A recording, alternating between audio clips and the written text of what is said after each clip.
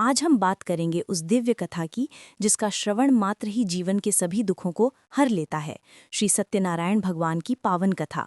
पुराणों में वर्णित सत्यनारायण भगवान साक्षात सत्य के रूप में पूजे जाने वाले भगवान विष्णु का ही एक स्वरूप हैं।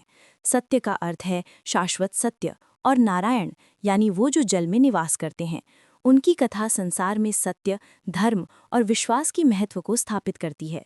कहा जाता है कि देवर्षि नारद ने स्वयं श्रीहरि विष्णु से पूछा था कि कलयुग में मनुष्य अपने दुखों से कैसे मुक्ति पा सकता है। तब भगवान ने उन्हें श्री सत्यनारायण व्रत की महिमा बताई थी।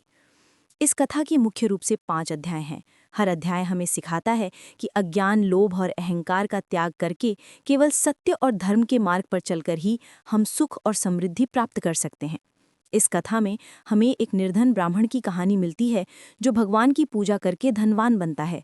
फिर लकड़हारे की कहानी है जिसने सत्यनारायण की महिमा को जानकर गरीबी दूर की, और साधु वैश्य और उसकी बेटी लावण्यवती की कहानी जो ये सिखाती है कि भगवान के प्रसाद को ग्रहण करने में देर करना भी बड़े कष्टों का कारण बन सकता है। अंत में राजा तुंगध्वज की कहानी है जिन्होंने अहंकार के कारण भगवान का अपमान किया और सब कुछ खो दिया, लेकिन बाद में क्षमा मांगकर अपना राज्य वापस पाया। हर कहानी का एक ही संदेश है, सत्य का पालन करो, भगवान में पूर्ण विश्वास रखो और उनके प्रसाद का कभी अनादर ना करो। जो भक्त श्रद्धा से इस व्रत का पालन करते हैं उन्हें संतान सुख, धन धान्य, रोग मुक्ति और अंत में मोक्ष की प्राप्ति होती है। पूजा बहुत सरल है। किसी भी पूर्णिमा, संक्रांति या शुभ दिन पर ये कथा करवाई जा सकती है।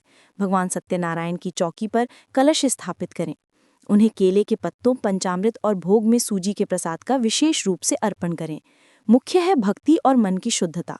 सच्चे मन से भगवान का ध्यान करें, कथा का श्रवण करें और प्रसाद को सभी में बांटकर स्वयं भी ग्रहण करें।